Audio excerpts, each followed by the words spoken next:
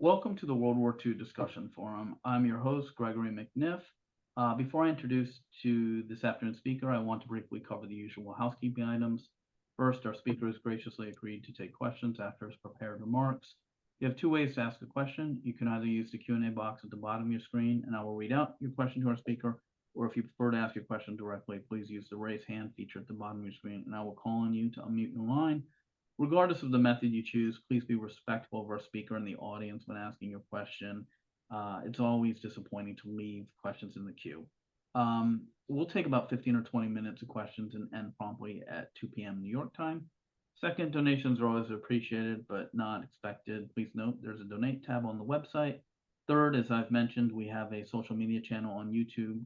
This talk is being recorded for that and will be posted shortly thereafter. You can access it. You can access the link at the top of the website. Fourth and finally, you can send any feedback through the website at wwiidf.org.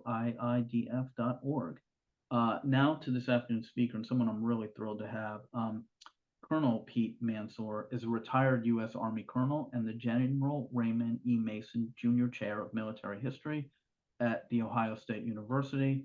His previous books include The GI Offensive in Europe, The Triumph of American Infantry Divisions, 1941 through 1945, which was the recipient of the Society for Military History and Army Historical Society Distinguished Book Awards. He's also written several books on Iraq as well. Today, Pete is going to discuss his latest book, Redemption, MacArthur and the Campaign for the Philippines, which presents a new history of the largest and costliest campaign waged by U.S. forces during the Pacific War. I've read it. It's a wonderful work of scholarship. It's also very balanced, which I'm sure this audience will appreciate. I don't want to embarrass him with the reviews, so I only will read two, but they're all top shelf. First one, Richard Frank, who I don't think needs any introduction with this audience, writes, "This is a very well-written, enormous advance in our grasp of the role of the Philippines in the Asia-Pacific War. This sturdy foundations rest on comprehensive research and a wide-angle view of not only the air, land, and sea battles, but also the multifaceted civilian experience of resistance, collaboration, and everything in between. It is judicious about the ever-controversial Douglas MacArthur and path-breaking and emphasis on the agency of the Filipinos in mastering their own fate."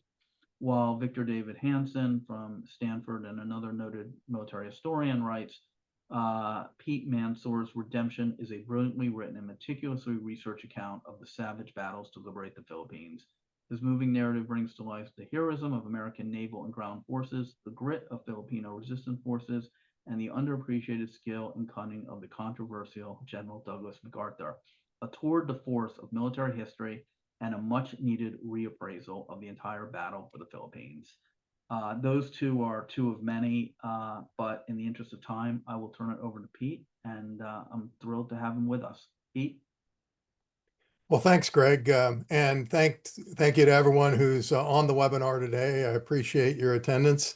I'm glad that you started with Richard Frank and his review of the book, because he's part of the inspiration for my writing it. We were sitting together at a banquet in 2015 at the Society for Military History annual meeting, and Richard is one of the foremost scholars of the Pacific War. I call him the dean of Pacific War historians. And I asked him if the U.S. campaign for the Philippines was the largest campaign in the Pacific War, and certainly for the United States Army, why were there no scholarly treatments of it? And so we spent the next few minutes sketching out a potential table of contents on a napkin. And 10 years later, I finished writing. So I think the lesson here is to be careful of plans written on napkins. They may lead to a lot of work, but I'm very happy with the outcome. So Redemption covers the entire war for the Philippines, from the initial Japanese invasion in December 1941 to final victory in September 1945. It covers the Filipino guerrilla operations that contested the islands during the Japanese occupation, MacArthur's return to Leyte, of course, and the subsequent battles to liberate the Philippines from Japanese control. And it looks at the campaign holistically. It's not just a campaign study, but it certainly is that. But it focuses on American and Japanese decision making at all levels, but primarily at the operational and strategic levels. I dip down into the tactics where necessary. The organization of military forces and staffs, as you'll see, MacArthur revised his staff for the campaign to return to the Philippines. Air power, naval actions, intelligence, logistics, guerrilla operations, and civil affairs. I think, to me, the most surprising finding in all of this research was the extent of the Filipino guerrilla movement, which gets almost no treatment in most other books on the topic. And if it does, it gets maybe a few pages. But I think the Filipino guerrilla movement um, is one of the great resistance movements in the history of warfare. And it sparked for me a really intense interest. I had a student who studied the Filipino resistance under my tutelage at Ohio State, Dr. James Villanueva, and he's written a book on it now. And I think there's still more to be written, quite frankly. But I was very, very happy with the chapter that exists in Redemption on that subject. So why redemption? Well, rarely in the history of war do commanders lose on a battlefield and then later in their career get an opportunity for redemption against the same enemy on the same battlefield. And this was the case with Douglas MacArthur. And in my opinion, the Philippines were his greatest triumph, the liberation, and he earned his much desired redemption on those islands. And as you'll see, and maybe controversial to some of you, I think it was the right decision to go back and liberate the Philippines. But we'll talk about that. So the Philippines didn't start out well for MacArthur, as we all know. The Japanese managed to destroy the Far Eastern Air Force on the ground, despite the fact that the first attack occurred 8 hours after Pearl Harbor was bombed, or 9 hours. MacArthur was never held to account for this debacle, which doesn't sit well with most people, and I get it. But the fact is that his standing with the American people would have created political problems for the Roosevelt administration had they canned him for that mistake. The strategic thing here, though, is it wouldn't have mattered. There weren't enough B-17 bombers in the islands in December 1941 to make a difference in the outcome of the campaign. But at least they would have been able to strike back before being destroyed. The Japanese 14th Army invaded Luzon at Lingayen Gulf, which is there on the slide, 2 weeks later. The 100,000 US and Filipino troops actually outnumbered the Japanese invaders, but this is, numbers don't always count in military history. With the exception of the Philippine division, the one American division on the island, and another trained division of the Philippine Army, the majority of the forces consisted of poorly trained militia. So the Japanese had the upper hand for sure. Now, the concept of War Plan Orange was to delay the Japanese invading forces until the U.S. Pacific Fleet could sortie to relieve the islands. U.S. and Filipino troops were supposed to hold on to the Bataan Peninsula near Manila, which is good defensive terrain, and they could be backed by artillery stationed on the nearby fortress island of Corregidor.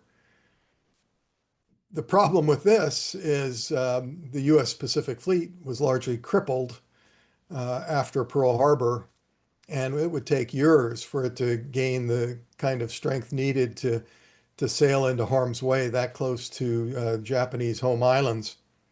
And so even had War Plan Orange been followed to the letter, the Philippines would have fallen, but maybe several months after they actually did.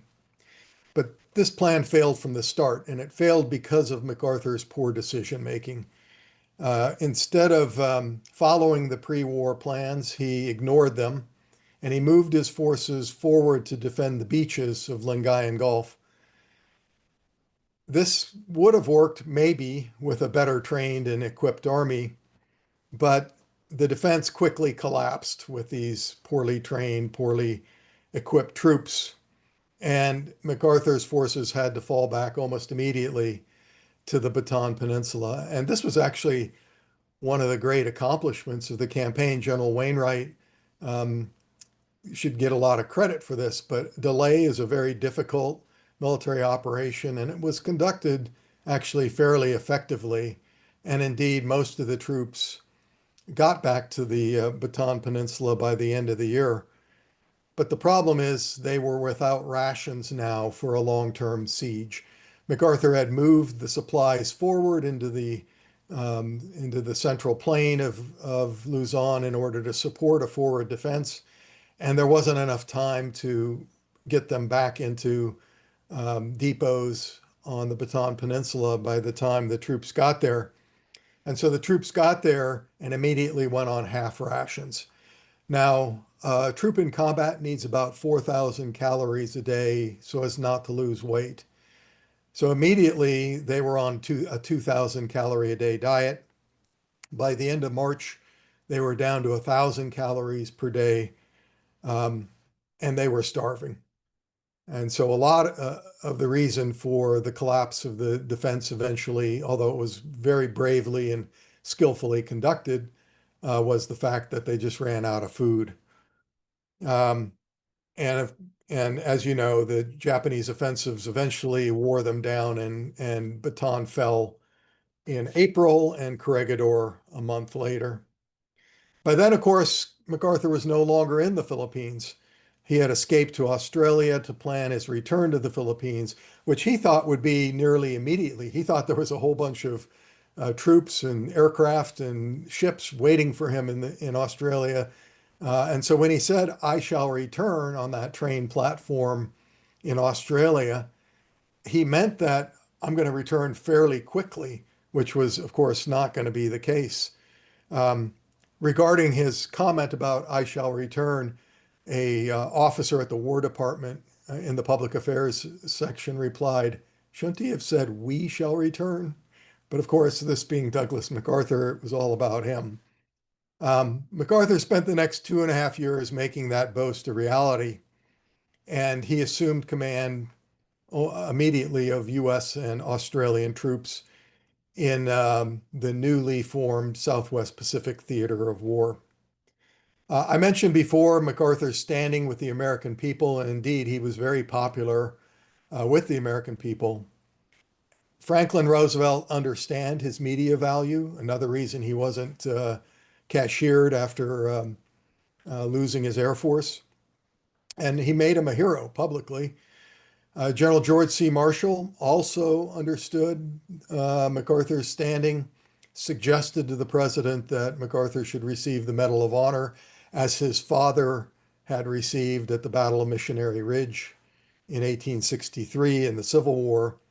And then Marshall personally wrote the citation for the medal. Probably the least deserved Medal of Honor in U.S. military history. If anyone deserved it, it was Wainwright, who Marshall was ready to give Wainwright a Medal of Honor, and MacArthur is the one who said no. Wainwright eventually did get a Medal of Honor, but it was bestowed on him after the war was over. MacArthur's escape to Australia at the president's order, let's make that clear, ensured that much of the Pacific War would be fought under his influence and command. So that's the first chapter.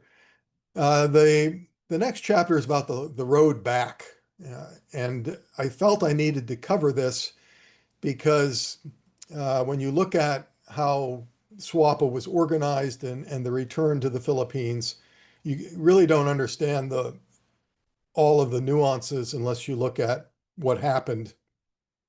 between MacArthur's arrival in Australia and the invasion of Leyte. So MacArthur had a core group that he brought with him. He was ordered to basically escape from Australia or escape from Corregidor with just himself and his family. He brought more than 20 people along, and these were known as, from then on, as the Bataan Gang, even though most of them didn't serve on Bataan, they were in Corregidor. Richard Sutherland was his chief of staff, a love-hate relationship with MacArthur. First few years were all roses and sunshine, but by 1944, there was a severe falling out between the two, which I cover in the book, and is a great story. Charles Stivers, the G1, Charles Willoughby, the G2, who probably should have lost his job long before the return to the Philippines. Stephen Chamberlain, the G3, who was not part of the Bataan Gang, but was a very, very capable officer brought in and one of the unsung heroes of the SWAPA staff. Lester Whitlock, the G4, Spencer Aiken, the signal officer, and Hugh Casey, the engineer, who also was very, very good, by the way. Willoughby did one thing right, and that is he reorganized the intelligence system from the ground up, and created new organizations within the G2 beyond the doctrinal organizations that it started with in order to fight the war in the Southwest Pacific and to fight it the way that MacArthur wanted to fight it. George Kenney eventually arrived to command the 5th Air Force, and Kenney had a great relationship with MacArthur. And this was kind of the thing with all of the senior leaders who served under MacArthur. You either got along with them or you found another job. And MacArthur quickly relieved the head of his Navy and Air Force organizations after falling out with them early on. There was also inter-service rivalry going on here in the Pacific. Ideally, the Pacific should have been commanded by one officer. Of course, that would have been Admiral Nimitz in Hawaii, since the Pacific is the world's largest ocean. But again, because of MacArthur's standing with the American people, the president could not simply subordinate him to a naval officer. So he got his own theater. Admiral King, Ernest J. King in Washington, really didn't want to give MacArthur any of the top line carriers or battleships. He left those for Nimitz. And so MacArthur got the 7th Fleet equipped with cruisers and destroyers, and eventually old battleships raised off the bottom of Pearl Harbor, and escort carriers by the time of the invasion of Leyte. MacArthur did get along fairly well with the officer handpicked by King, by the way, to command the 7th Fleet. He wasn't the initial commander, brought in later, but Vice Admiral Thomas Kincaid and MacArthur did get along fairly well. And the 7th Fleet did what it needed to do to support his amphibious operations. The relations with the Australian allies were a mixed bag. MacArthur had a great relationship with John Curtin, the Prime Minister, who placed Australian troops under MacArthur's command. But then he had a less close relationship with Field Marshal Sir Thomas Blamey, who commanded Australian ground forces in the Pacific. MacArthur didn't want to subordinate American troops to Blamey, and so he found all sorts of ways to keep them under his own command, even though Marshall explicitly told him not to put American ground forces under SWAPA headquarters directly. MacArthur found a workaround by calling them special troops and creating this fictitious Alamo force that left Americans outside the Australian chain of command. Blamey, for his role, for his part, handled the relationship about as well as anyone could. And he understood MacArthur and did what he needed to do to make sure that the Australians contributed to the campaign in New Guinea. Um, Blamey had this to say about MacArthur's personality. With MacArthur, two things can be true at the same time. In other words, he can be very, very good and he can be horrid. And that sums it up pretty well, I think. The campaign in New Guinea didn't start well. The Japanese began by attempting to seize Port Moresby on the southeastern part of the island, which would have been a stepping stone to Australia, perhaps, or at least the northern shore of Australia. Australian forces defended against a ground attack over the Owen Stanley Mountains on the very tortuous Kokoda Trail, Kokoda Trail. And then, as you know, American naval forces turned back the Japanese amphibious attempt in the Battle of the Coral Sea. MacArthur had very limited forces at his disposal at this time, as I mentioned. He sent one of his divisions, the 32nd Infantry Division, to New Guinea, and then ordered an attack across the Kokoda Trail to seize the Japanese bases at Buna and Gona. And between mid-November 1942 and January 1943, American and Australian forces would fight a very, very difficult jungle battle to wrest these bases from Japanese control. And this operation kind of highlights the way MacArthur approached future operations. He receives intelligence that's wrong. In this case, the intelligence says there's only 1,000 Japanese troops at Buna and Gona, and they're second-rate troops at best. And so a couple of infantry divisions, one Australian, one American, will be able to take it no sweat. And so he then orders a mission that's beyond the capabilities of these forces, or at least is going to make them hard pressed to achieve it. And when they bump up against reality, he blows up and starts firing people. The fact is that the Japanese held Buna and Gona with 6,000 first line Army and Navy troops. And they, as you can see in the top right photo there, they were unable to dig trenches or shelters due to the shallow water table, so they used coconut logs to build bunkers above ground and then camouflage them very expertly. Almost impossible to take by infantry assault. An infantryman had to crawl up and throw a hand grenade through firing slits in order to take a bunker. And by that time, him and a lot of his buddies would be killed. What was really needed were tanks, which you can see on the upper left there, which eventually arrived, and artillery. One artillery piece eventually made it over the Owen Stanleys by being broken down, flown in by transports, and reassembled on the far end. But even then, there wasn't enough ammunition really to keep it in operation. So for 2 weeks, the 32nd Infantry Division is bumping up against reality here, and MacArthur is just blowing up. He's worried about bad publicity. He thought that Buna and Gona were going to be easy to take. And so he calls in Major General Robert Eckelberger, who's the I Corps commander, under whose authority the 32nd Infantry Division falls. And he says, Bob, I'm putting you in charge of, you in command at Buna. Relieve Harding, the division commander. I want you to remove all the officers who won't fight. Relieve regimental and battalion commanders. If necessary, put sergeants in charge of battalions and corporals in charge of companies. Bob, I want you to take Buna or not come back alive. Now, those are words to inspire anyone, right? Eckelberger gets to Buna and actually does a masterful job of putting the 32nd Infantry Division back together. He does see the poor morale and discipline among the soldiers. He does fire Harding, all of the regimental commanders, about and most of the battalion commanders.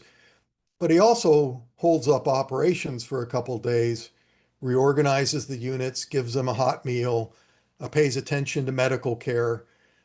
But um, when they won't go back on the offensive, they still fail. And the fact is, they needed tanks and artillery. Eventually, they arrive by airlift and sea lift. And with the tanks and artillery, by the end of the year, Eckelberger and the 32nd take Buna. Now, if anyone deserved a Medal of Honor besides Wainwright, it's Eckelberger. And again, General George C. Marshall is willing to grant him one, and MacArthur says no. Um, and if I ever become president of the United States, which won't happen, I'm bestowing a Medal of Honor on Robert Eckelberger for his leadership at Buna.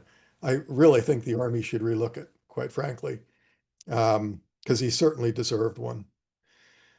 The cost of Buna and Gona were horrific. Tropical diseases, especially malaria, caused far more casualties to the combatants than the effects of battle. The 32nd suffered an extraordinary illness rate of 66%. Now, MacArthur does learn from Buna. And there's 5 things that they learn. One, the shortfalls in training, combined arms warfare, logistics, and medical care had to be rectified. And in fact, it's Eckelberger who largely does this by going back to Australia and putting things in order in the base there.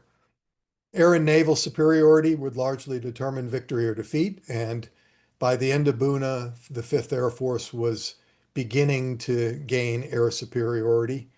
Naval superiority would take longer. Fire support was crucial to effective operations.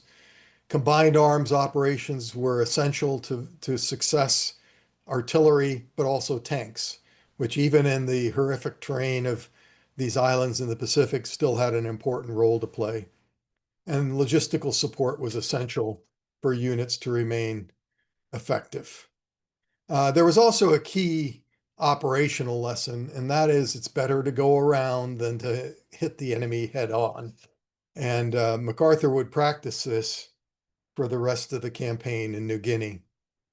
He would use amphibious turning movements and airborne drops backed by solid tactical air support to bypass strongly held Japanese positions, and ultra intelligence, because by now they were breaking all the Japanese codes except for the Army code, aided him in locating concentrations of Japanese forces, which he would then bypass. And this was the case at Leyte in September 1943, in the Admiralty Islands in February 1944, but most of all at Hollandia in April 1944. Brigadier General Bonner Fellers, who was serving on the G3 staff under Stephen Chamberlain, recommended to Chamberlain that this great leap to Hollandia be made. Chamberlain thought it was too risky and said no. And then Fellers went over his head directly to MacArthur, who approved the operation. For that little act of insubordination, Chamberlain fired Bonner Fellers. MacArthur then brought Bonner Fellers onto his staff to basically protect him. And he eventually became the civil affairs officer for the Philippines and then the occupation of Japan. The leap to Hollandia was tremendously successful. It accelerated the New Guinea campaign by about 2 months, and Hollandia became one of the great bases of SWAPA and a key logistical and air support base and command and control node on the road back to the liberation of the Philippines. I said that the Filipino guerrillas was one of the surprising findings and the extent of their operations. The fact is that only a few officers and non-commissioned officers disobeyed the order to surrender. Wainwright made it very clear that the order was to surrender. And so it took an act of moral courage to disobey that order, because these officers and non-commissioned officers, they thought they were going to be court-martialed after the war for going into the hills and starting guerrilla warfare instead. Um, they really wanted recognition from MacArthur, and he eventually gave it to them. Now, MacArthur had no idea that these guerrillas were being formed until a couple of shortwave radio transmissions reached his headquarters via San Francisco. And he then told Willoughby to organize guerrilla resistance. And he created his own organization um, to handle the Allied Intelligence Bureau to handle the guerrillas, consider them MacArthur's OSS, Office of Strategic Services. And from that point on, mainly in 1940, by the middle of 1943, the AIB was supporting the guerrillas in the Philippines with radios, arms, equipment, money, advisors. They would send parties into the islands to make contact. And as a result, the guerrilla network grew exponentially. It was most fully developed on the southern island of Mindanao. This was not only going to be the first island invaded on the return to the Philippines because it would have been the closest to close air support from SWAPA bases further south. But it was also the closest to contact with SWAPA. And so submarines could make their way there with with equipment and weapons much more easily. The guerrillas on Mindanao fell under the control of a mining engineer, Wendell Fertig, who was brought onto active duty in the Corps of Engineers and eventually made a colonel, although he made himself a self-styled brigadier general and kind of wore a hammered together star in his attempt to gain control over all of the guerrilla groups on the island, but he was never recognized as a brigadier general. Submarines were used to transport supplies. A couple of them, including the USS Nautilus, which played a role in the Battle of Midway, were converted into cargo carrying submarines, and they would bring tons of supplies and weapons with them in many, many missions to support the guerrillas. The guerrillas on Luzon were less well known to MacArthur, mainly because until the middle of 1944, he had no idea that there were any guerrilla groups on Luzon. But when they finally were able to make contact, SWAPA finally realized there was a very vibrant guerrilla organization on Luzon, part of it under the control of Colonel Russell Volkman in the far northern part of the island. MacArthur himself said that Volkman's guerrillas were worth a division of combat troops, which is actually accurate because they were used in that role in 1945 when U.S. troops were fighting the Japanese in the northern part of the island. Volkman and Fertig, by the way, created the doctrine that underpinned the organization of the Green Berets, and Volkman is considered one of the fathers of the Green Berets. The guerrilla movement, as I note in the conclusion, achieved two important objectives. First, it provided information, however exaggerated and unreliable, to SWAPA, and that augmented the information it could get via ultra intelligence. And second, and I think even more importantly, it gave the Filipinos agency in their own liberation. It provided a narrative of resistance to occupation that still resonates in the Philippines to this day. On my 3 trips to the Philippines, I continually ran into Filipinos who said, my grandfather was a guerrilla, and they wore it as a badge of honor. And as well they should. So let's get into the liberation. So under Bull Halsey, the Third Fleet conducted strikes in September 1944 on the southern Philippines, and then they were so successful before going back to his base, he extended the strikes to the central Philippines, the Visayan Islands. And he believed, given the lack of Japanese response, that the Philippines were ripe for an invasion, that Suapa could actually bypass Mindanao and invade Leyte immediately.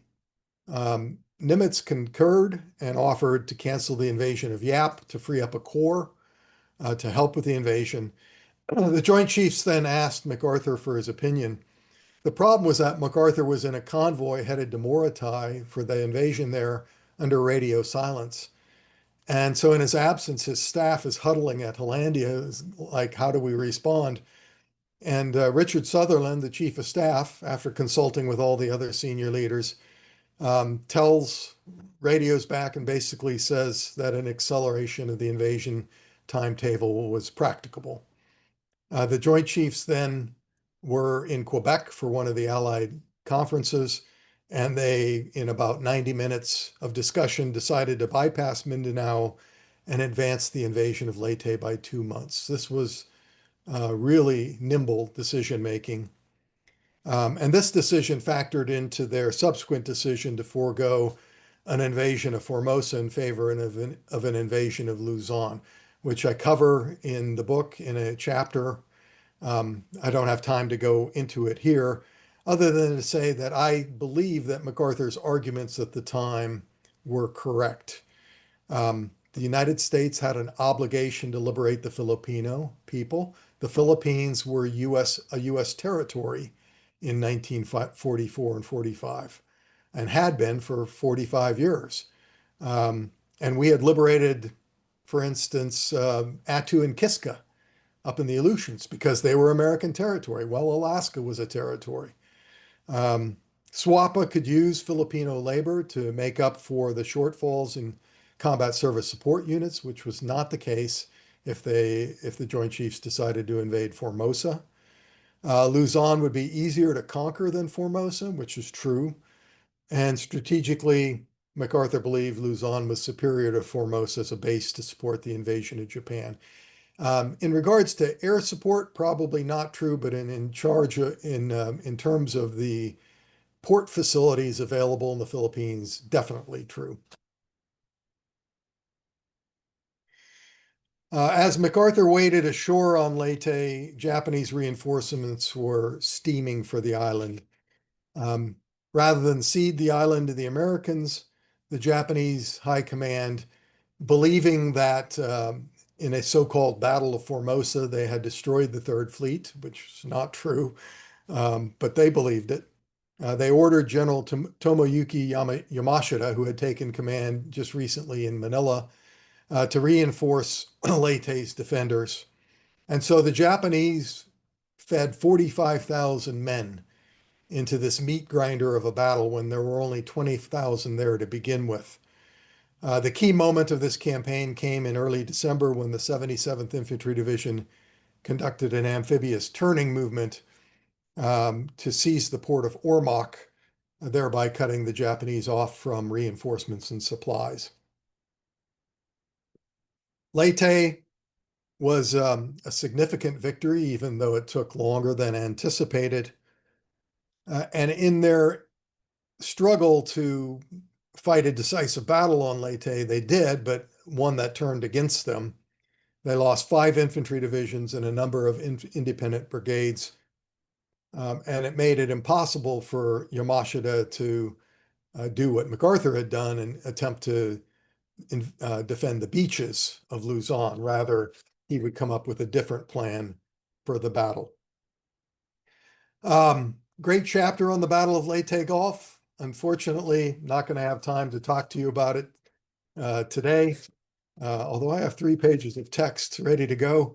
But I think it's a good summary. There's not a lot of new information in this particular chapter because some very capable naval historians have done a terrific job with a number of books on the subject.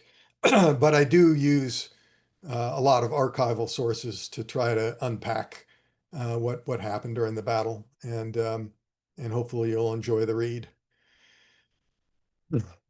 After invading Mindoro to create air bases there, the Sixth Army invaded Luzon on January 9th, 1945. Kamikazes, which became a thing at the tail end of the Battle of Leyte Gulf, hit a number of ships, but they couldn't stop the invasion fleet. Yamashita, like I said, decided not to defend the beaches and instead decided that he would defend the mountainous interior of Luzon in order to bleed the Americans and attempt to delay their victory and give the Japanese high command more time to negotiate an end to the war in the Pacific, which of course didn't happen. Sixth Army advanced south to seize Manila, supported by an attack on Bataan by a division of the Eighth Army. MacArthur kept saying, get to Manila, get to Manila, get to Manila. Kruger is saying, hey, look, there's more Japanese on this island than we think. And this is, again, typical of MacArthur's intelligence, which said, Willoughby said, oh, there's only 158,000 Japanese troops on the island. Sixth Army said, no, there's 235,000. In fact, they were both wrong. There was more like 262,000 Japanese troops on the island, which is why the campaign was longer than MacArthur had estimated. And so instead of a quick victory, fighting on Luzon continued until the end of the war. MacArthur got decoded radio transcripts that indicated Yamashita would not fight for Manila. So based on these reports, again, MacArthur ordered a blitz to get to Manila with the 1st Cavalry Division and the 37th Infantry Division, the Ohio National Guard. Go Buckeyes. Yamashita had ordered his troops basically destroy all the key installations in Manila and withdraw to the mountains east of the city to join the forces there. The problem is he didn't control the commander in Manila, Rear Admiral Iwabuchi Sanji, who opted instead to fortify his troops in the city and fight to the death in an Asian Stalingrad. The Japanese Army and Navy were so fiercely independent of one another that a naval commander did not have to obey the orders of an army commander, even one of much superior rank. It kind of put the inter-service rivalry in the U.S. military to shame. MacArthur wanted to preserve the city, so initially he forbade the use of artillery and air power, which of course only increased the casualty count. He eventually had to relent on the use of artillery, which General Robert Baitler, the commander of the 37th Infantry Division, used liberally to save the lives of his soldiers. And as the infantry crunched its way into central Manila, the Japanese forces took their revenge on the civilians caught in the crossfire. And this is one of the horrific incidences in World War II. Violent mutilations, rapes, massacres accompanied the battle for the control of the city, which lay in ruins. A lot of the civilians, no doubt, killed by American artillery fire, but a lot of them also killed by Japanese atrocities, for which the Japanese couldn't be held to account because all of them died in the conflagration before this battle ended. Tens of thousands of Filipino civilians died in Manila. The Green Books put the number at 100,000. That number was provided by the Filipino government without attribution after the war. They had reason to inflate the casualty count. There were U.S. commanders said, 5, 10,000 at tops. So I kind of used the figure tens of thousands because we'll never really know. But in any case, it was horrific. After American forces seized Manila, MacArthur arrived to reinstall the Filipino government into power. He looked out at the sea of destruction before him, the ruins of a city that had once been called the Pearl of the Orient, and broke down in tears. And he finished his speech by leading the audience in a recitation of the Lord's Prayer. And that's MacArthur in the bottom right photo looking at the ruins of his former pre-war home in the Manila Hotel, which I've stayed in. And his suite has been restored with all of his memorabilia in there. Most of it destroyed, of course, in the battle, but it's worth a look if you ever get to Manila. Now, the rest of the Philippines, the central and southern Philippines, other than Leyte and Mindoro, which had already been liberated, MacArthur never really received explicit permission to liberate any other islands. But this is typical of MacArthur. He took lack of resistance on the part of the Joint Chiefs as authorization to do what he wanted anyway. And what he wanted to do was liberate the entire archipelago. And he tasked Major General Robert or Lieutenant General Robert Eckelberger's 8th U.S. Army to do this. And in the process, the 8th Army conducted more amphibious operations than any other organization in World War II. Mindanao, which was going to be the first island to be liberated, became the last island to be liberated. Now, again, some historians criticize this part of the campaign as a waste of resources and manpower, but MacArthur had no idea that the war was going to end in September. And his concern for the Filipino people who were short of food and being mistreated by the Japanese was real, and in my view, justified. Again, remember that the Philippines were American territory. All right, I'm going to conclude here and get to your questions. At the end of the war, Yamashita surrendered 100,000 survivors of his army to the Americans. He was accused of war crimes, tried by military tribunal, and hung. Now, Japanese forces had conducted a large number of atrocities against Filipino civilians during the war, for which MacArthur held Yamashita responsible, regardless of the fact that Yamashita only arrived in the islands in October, and he had not ordered any of these atrocities personally. He was convicted under the legal theory of command responsibility. In other words, he should have known. And therefore, because he was the commander, he's going to take the blame, which legal historians dispute to this day. In another war, that theory could have been used to, for instance, convict the commander of the Americal Division, under whose command and control William Calley and his troops killed hundreds of Vietnamese villagers at My Lai. And yet no one was held responsible for that atrocity. And even Calley was released from house arrest after a number of months. SWAPA showed considerable flexibility in designing unique staff organizations to provide the command with the resources it needed to effectively wage war against Japan in the Southwest Pacific Theater.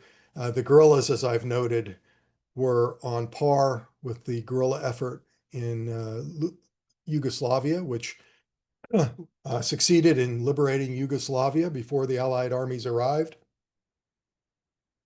About 90% of Filipino territory was liberated by guerrillas and not by conventional forces. Ultra intelligence played a role, both good and bad. Over-reliance on it could lead to the Battle of Manila, but yet it could also lead to a Hollandia, which was a major coup.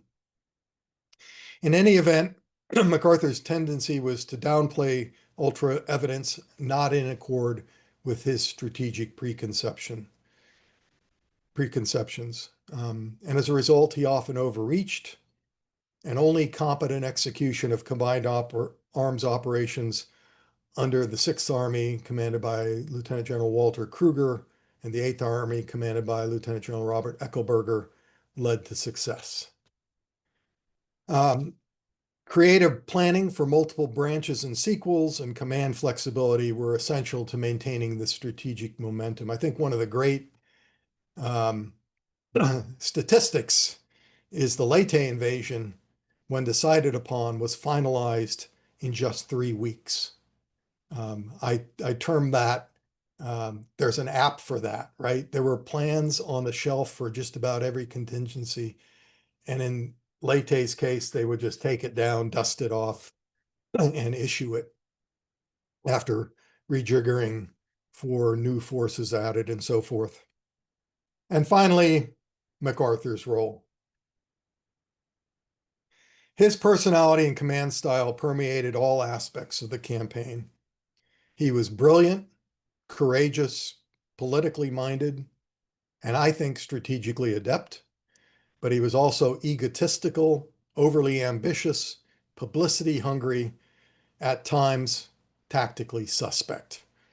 He was so sure of himself, and he craved a place in the history of great men.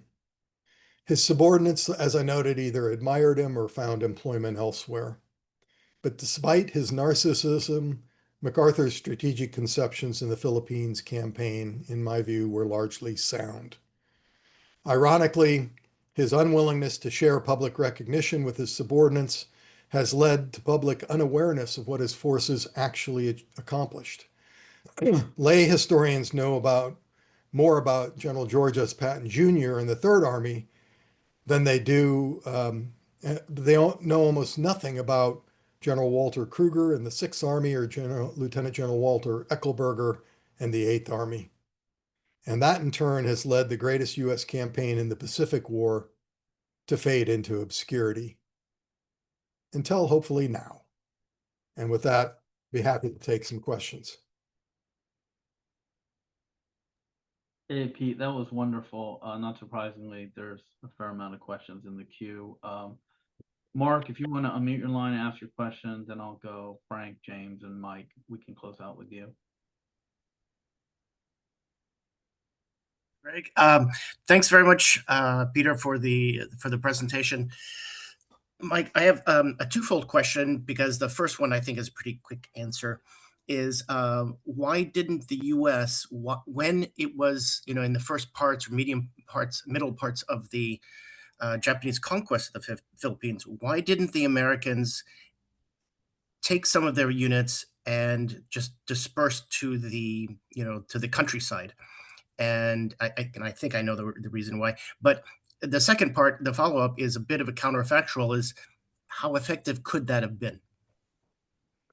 Okay, so actually that was MacArthur's plan. He had actually ordered units to begin preparation for guerrilla war. And what stopped this was Wainwright's decision on humanitarian grounds to order all U.S. troops to surrender. When MacArthur left for Australia, he put Wainwright in charge only of the forces on Bataan and Corregidor. He left all the other forces under his own control, just so that Wainwright wouldn't be forced to surrender everyone to the Japanese. It's the War Department that screwed this up. And General Marshall in Washington, promoted Wainwright to lieutenant general, put him in command of all the Philippines, and told MacArthur, you don't have the ability to command and control all these forces in the Philippines from Australia, so I'm putting Wainwright in charge of all of them. Well, when the Japanese captured Wainwright, they knew this, and because it was announced publicly, and they said, basically, we know you're in, because Wainwright initially said, I can only surrender those forces on Bataan and Corregidor. And they said, bullshit. We know that you're in charge of the entire Philippines, and you either surrender everyone or we will start killing all of the people we have captured on Corregidor and Bataan. And given that choice, he decided to surrender everyone. And like I said, only a few people disobeyed that order. Fertig in Mindanao, by the way, disobeyed the order because he said, I'm not under Wainwright's command. I'm a Corps of Engineer officer. I'm under General Casey's command, and he's in Australia. And Casey, upon hearing this, is like, that's the stuff. Way to go. Now, would it have worked? It would have worked better, because they would have had more stores and weapons. But a lot of the senior leaders who would have been in charge of these units were not fit for guerrilla warfare. It's no surprise that Fertig and Volkmann and these guerrilla leaders, they were in their early 30s, because anyone older than that just got wore out by years of struggling in the bush.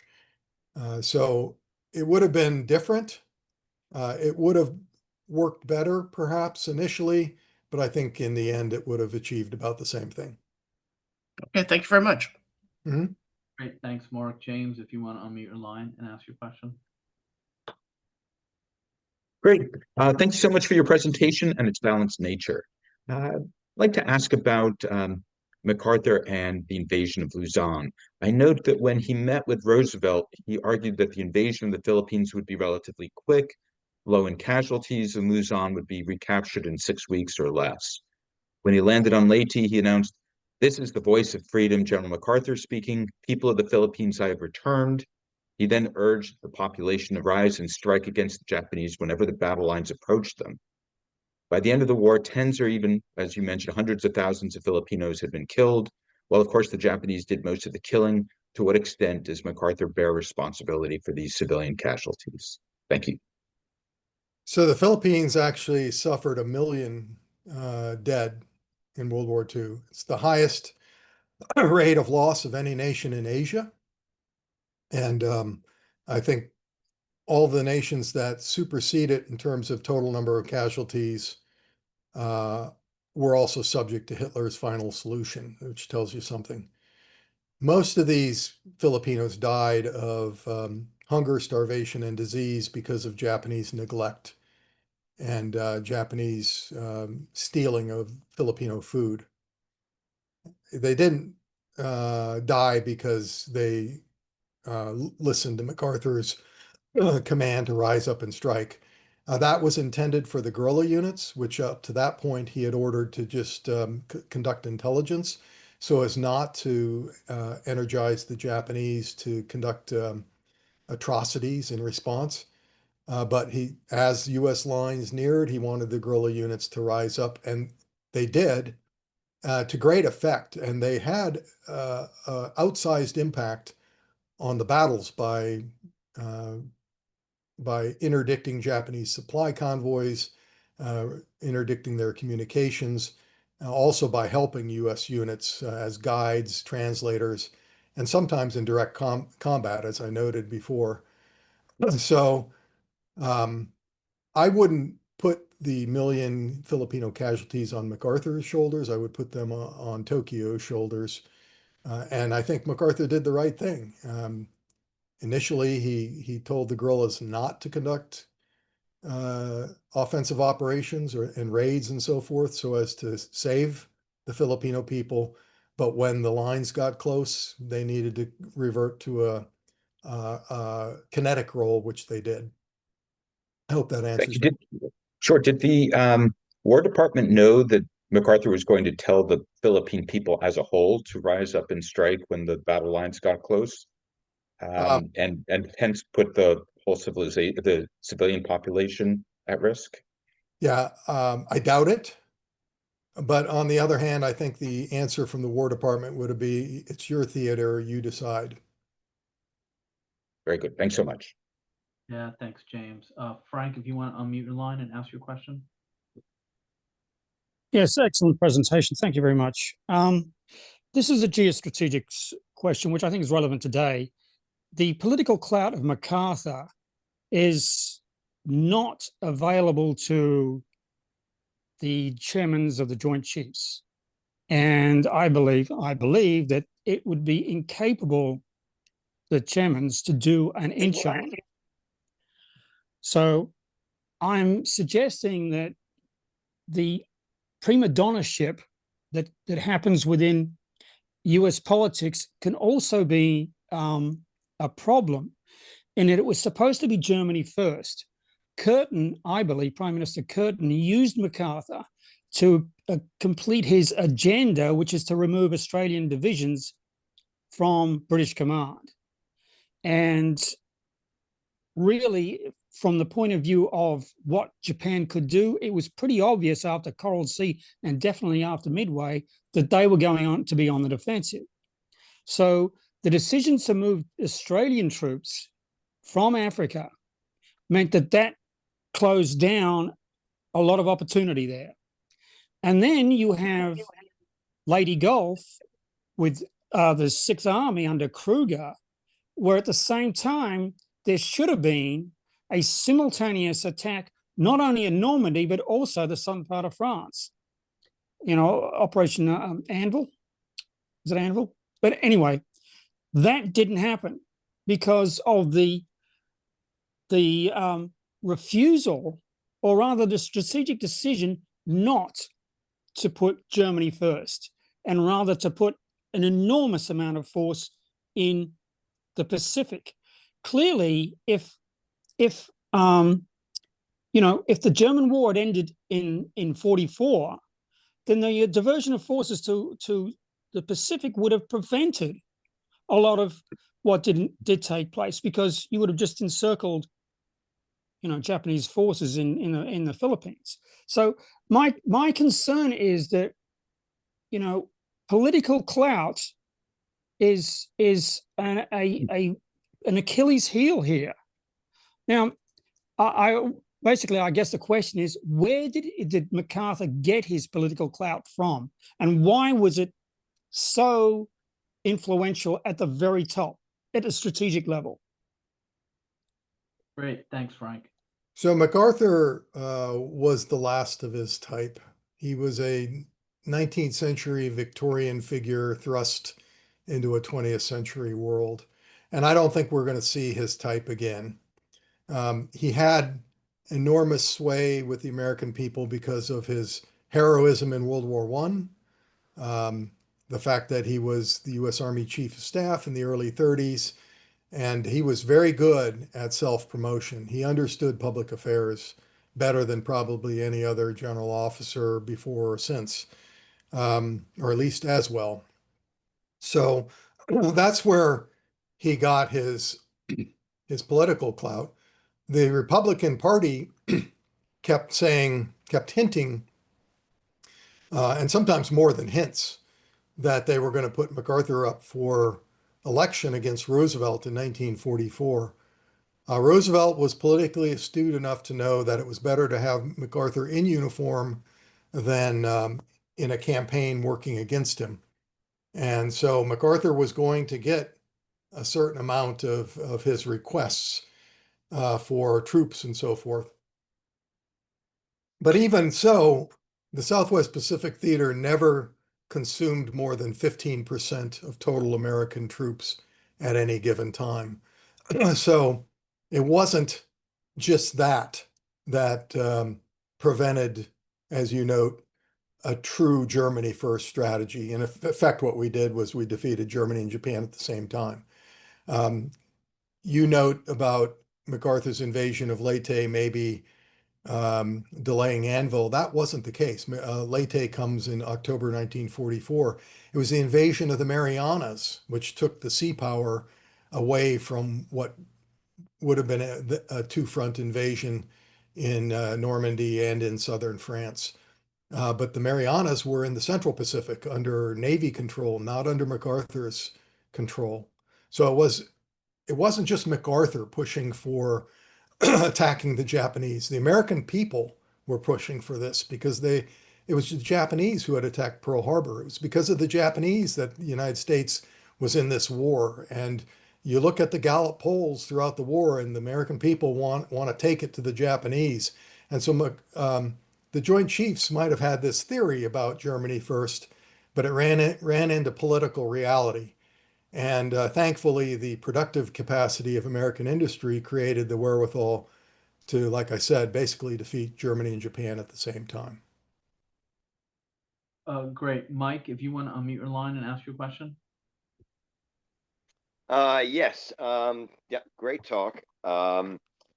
Just a couple of things that might be helpful, which is that, first of all, when I was growing up, I was under the impression that the Filipinos, particularly Filipino guerrillas, were essential, if not the predominant reason for the liberation of the Philippines. And a lot of it had to do with these Hollywood propaganda films that came out. So I have no idea why it isn't fairly well known today. Also, the idea of command responsibility is also attached to that is the atmosphere that if I can use that word, that was the atmosphere put out by the commanding officer. So in other words, if it was very brutal, very belligerent, the idea of giving direct orders would have accompanied that. I don't know if I'm making that clear, but anyway, my questions basically have to do with one, what reasons did MacArthur give for not not awarding medals of honor to people like Wainwright and Eckelberger? What reasons did he give for not awarding them, even though that may have been simply out of ego on his part? And to what extent did MacArthur's narcissism, or you might say an American exceptionalism, would things have been substantially different if more control had been given to Australian forces, who, despite all that, did extremely well? But would that have accelerated or helped the matter if the Australians had more responsibility, command responsibility over their troops and over the situation? And I'll clear up whenever confusion I may have caused by that, by those questions, if you want. Yeah, no, I get it. So first, just a brief aside on Yamashita. The one thing they could point to was an order he wrote in the late fall of 44, which basically said that Japanese forces were to hunt down and destroy all guerrilla groups, which probably is a legal order. But the way Japanese commanders underneath him interpreted it is, well, by this point in time, all Filipino civilians are essentially guerrillas. They all support the guerrillas. So there are guerrillas in de facto, if not de jure, and therefore we're going to destroy the Filipino people, which they did. I have a number of sources, which I bring out in my chapter there, where Japanese forces go into villages and just slaughter the entire village. And that's their way of, they were horrible counterinsurgents, by the way, but this was their way of counterinsurgency. So I guess you could stretch the case and say Yamashita, in giving that order, should have then followed up to see how it was being carried out, and he would have found out it was being carried out viciously at best. Now on the questions, why didn't MacArthur approve the medals of honor for Wainwright and Eckelberger? The reason he gave to the War Department was their actions were not commensurate with an award of the nation's highest medal. But that's bullshit. The real reason is he did not want to be upstaged by the award of Medal of Honor to another senior leader. I mean, he completely was oblivious to the fact that his own Medal of Honor wasn't commensurate with the award of the nation's highest honor, and that these other officers had done far more than him to earn it. Wainwright, like I said, was taken care of after the war. In fact, Wainwright, there's a really good book, by the way, on Wainwright and MacArthur that was published after I put my book in for publication, so it's not referenced, or it's not in the list of sources, but I highly recommend it. And Wainwright spent the years in prisoner of war camp thinking he was going to be court-martialed. At the end of the war, when he's liberated, he finds out he was promoted to 4 stars. And then he's awarded the Medal of Honor a little bit later. And this is all a surprise to him because, he's thinking he's going to be cashiered. he deserves it. Eckelberger also deserved it, and unfortunately never got it. Like I said, I think the Army should rectify that absence. On the Australian involvement, I think it would not have been the case of U.S. forces. It wouldn't have been the case of Australians having more control over U.S. forces. I think the alternative to what happened was what Eisenhower developed in North Africa, which was a joint U.S.-British command with officers integrated at every level on all the staff functions, and some British in charge of some staff organizations, some staff groupings, and Americans in charge of others. But if there's an American senior leader, there's a British deputy, and so forth. Eisenhower did a great job, as we all know, of integrating the Allies. MacArthur had one Australian officer in his headquarters, and that was the liaison officer, and he rarely talked to him, if ever. So this would have been the alternative, that MacArthur actually listens to the orders that he was given by Marshall to integrate Australians into his staff, which he then proceeded to ignore. And one more thing, why didn't he fire Willoughby? Willoughby was one part of the Baton Gang. He was intensely loyal to those who were on that PT boat with him going out of Corregidor. The only one he fell out with was Richard Sutherland, and even then he didn't fire him. He basically made someone else the de facto chief of staff, but didn't cashier him. Interesting. Thank you very much. And again, Yeah. a great. Yeah, thanks, Mike. Alex, do you want to unmute your line and ask your question? Great, yeah. Thanks again for, as I was saying, for excellent talk. So I want to ask specifically about the Leyte campaign, because there have been some arguments that it was won too slowly, essentially, and that, and even that it prolonged the war, because that, MacArthur and Sixth Army didn't get off the beaches, quick enough, and that they allowed the Japanese to, they should have prevented the Japanese from reinforcing Leyte by, cutting it off by air. So I wonder what you think of that whole argument from, your research into the whole Philippines campaign. Thank you. Well, I don't think they were slow in getting off the beaches. They were proceeding across the island fairly quickly until they ran into Japanese reinforcements. Primarily the 1st Japanese Division, which had come from Manchuria and was one of the best Japanese units in the Pacific. And when they ran into that in the northern part of the island in the mountains separating East and West Leyte, that's when the meat grinder commenced.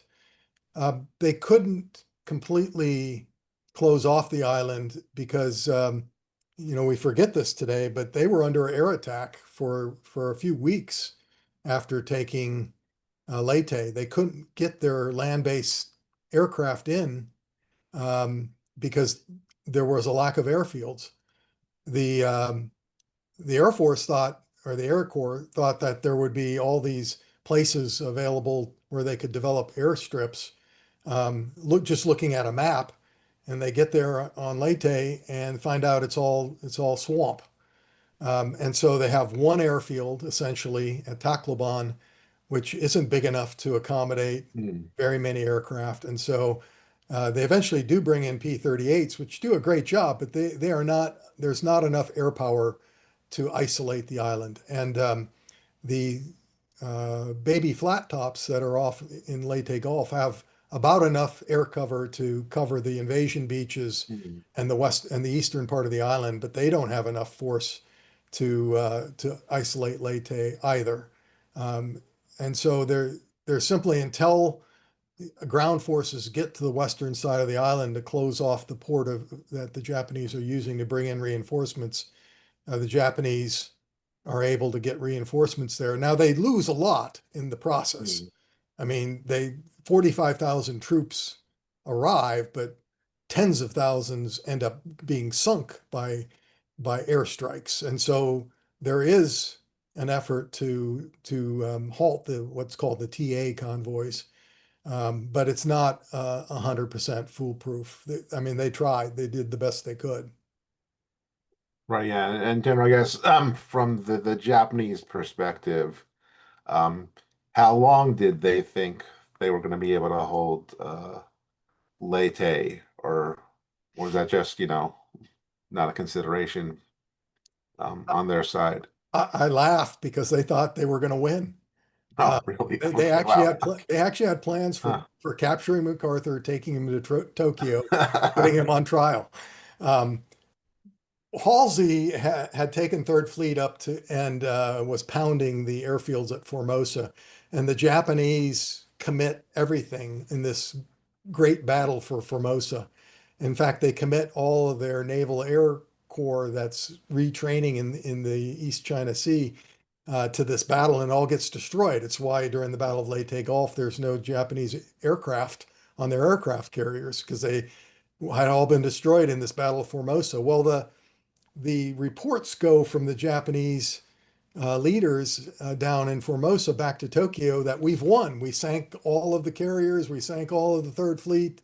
The rest are just retreating. And so the Japanese believe that the battle's been won, that Leyte is the remnants of the Third Fleet trying to come ashore because they have nowhere else to go. They don't believe it's a major invasion. I mean, the as bad as the intelligence was in Swapa, it was 100 times worse in Tokyo.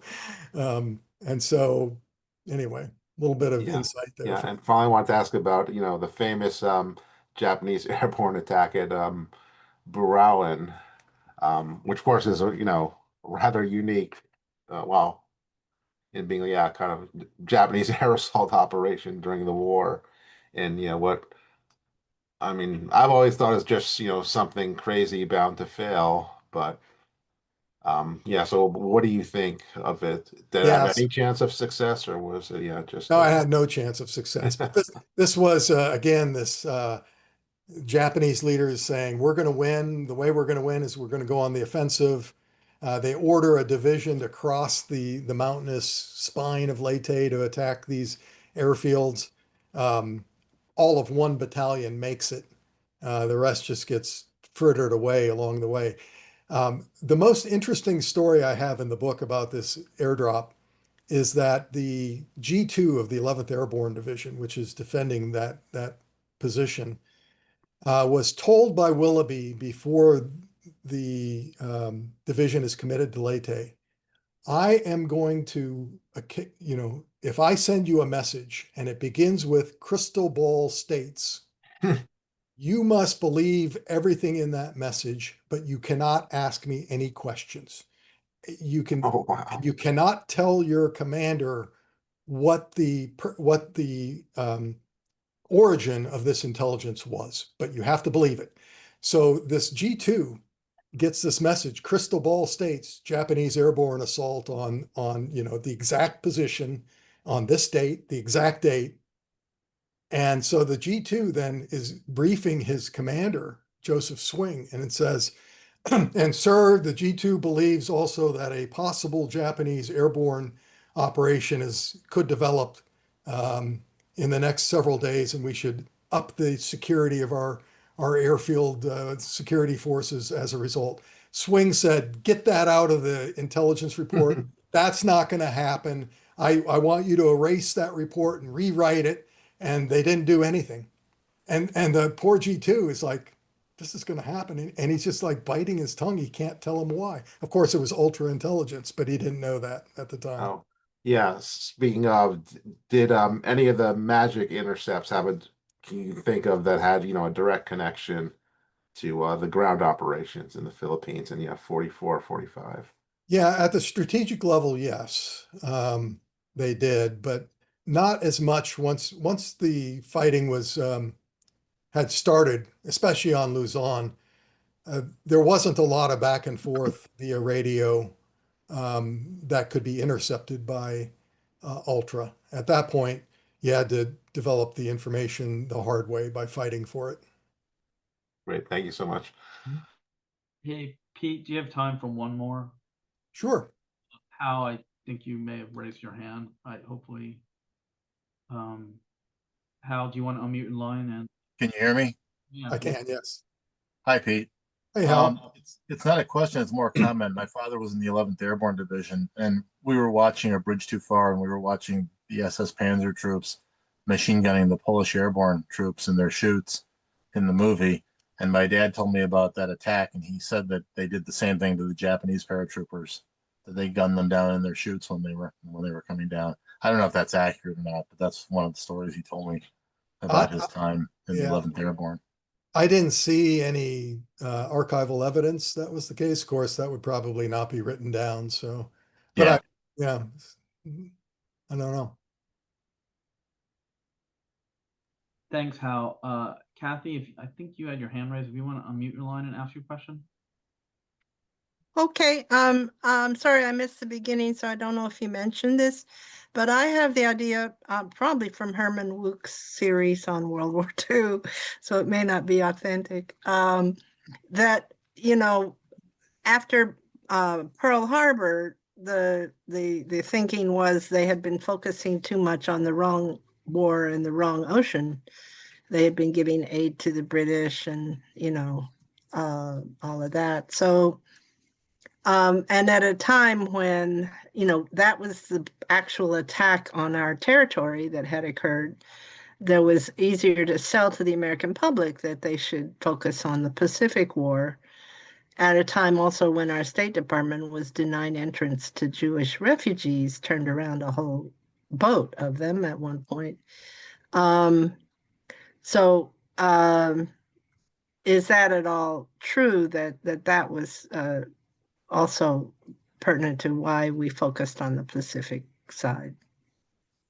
Well, at the senior levels, the Joint Chiefs and the President understood that they were going to implement Rainbow Plan 5, which was Germany first.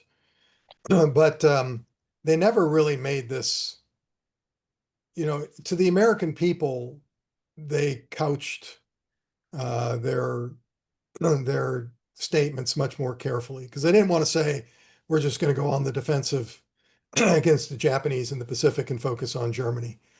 That was more for inter-allied conferences and so forth. And they did allow an offensive in the Pacific as early as August with the invasion of Guadalcanal.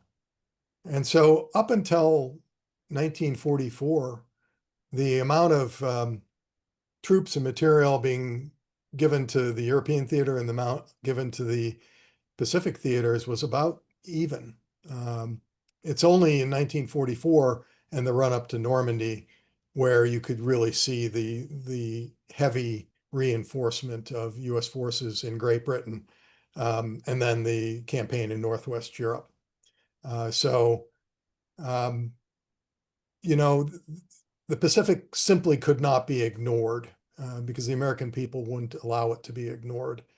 But by the Normandy invasion, they had given a preponderance of combat power to Eisenhower for the invasion of Normandy.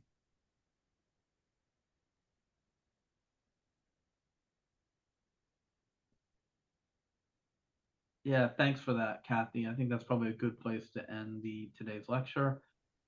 Thank you to our speaker for a great talk and Q&A. Again, the book is Redemption, MacArthur and the Campaign for the Philippines by Pete Mansoor.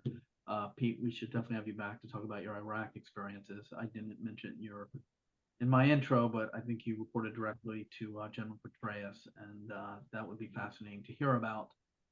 Please join us next Saturday, May 30th at 1 p.m. when Sal Mercogliano will discuss the role of U.S. merchant marines in World War II. And he's also got a website on what in the world is going on with shipping, which has been really fascinating over the past few months. Anyway, thank you for joining us this afternoon. Pete, thanks for a great talk. That was really wonderful. I hope we were able to move you up on the Amazon bestseller list. Well, thanks for having me on. I appreciate everyone's attendance today. There's still questions in the queue. Thanks again, everybody, and hope to see you next Saturday when we will start the spring series. No rest for the weary. Take care, everyone.